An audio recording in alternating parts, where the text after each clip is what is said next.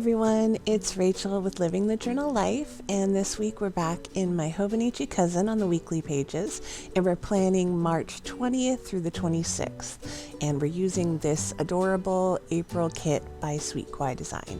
So this was the week of my husband's birthday, and usually I would go very birthday heavy, but he was also out of town this week, so I didn't get to do all of the normal birthday spoiling that I would do, so I decided to. It was also the first day of spring, or the spring equinox, so I thought that this would be a really good kit, and it ended up being great. It was pretty rainy for most of the week, which I really enjoy. But we had some days of sun, and I got to do a lot of housework. When my husband's gone, I tend to have a lot of weird energy that doesn't necessarily translate into being very productive, but I get a lot of strange projects done. Like one time he left and I redid the structure of the couch because we had a broken board, and I just do weird stuff around the house that you wouldn't think of, but it keeps my mind off of the fact that he's not here. It's just a weird habit. So I'm setting up the kind of bones of the kit. This week I am going to use some checklists in hopes that I will be productive, but there wasn't a lot of chance of that because I just feel out of sorts after 25 years when he's not around. It's just weird. I did use a couple of habit trackers because I knew I would be doing some weird cleaning, so I thought I'd keep track of that as spring cleaning. And I definitely needed to keep up on my meditation. I find that anytime there's anything crazy, meditation really helps. So once the bones are in and I have a place to track that weekly tracker on the sidebar, I almost always use for cleaning. I use the Cleaning Mama system, so it's like one task every day of the week, and it really helps keep my house less crazy than when I'm just doing things all willy-nilly.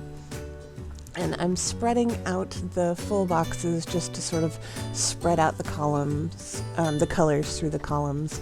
I just wasn't color blocking, so I wanted to have little pops of color throughout the whole thing. And I definitely had to use, my ducks don't even know what rows are, because that's might be conceivably the best sticker ever. Also, the washi I used is from Simply Gilded.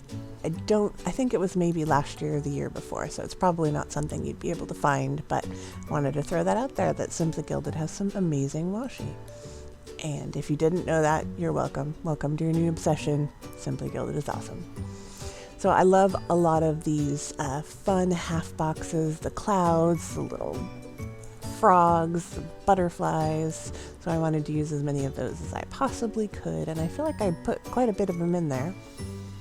But I'm just sort of putting things willy-nilly, and I'll deal with them as the week comes. I don't like to fill too much out in advance because that stresses me out. I never know what I'm going to be in the mood for.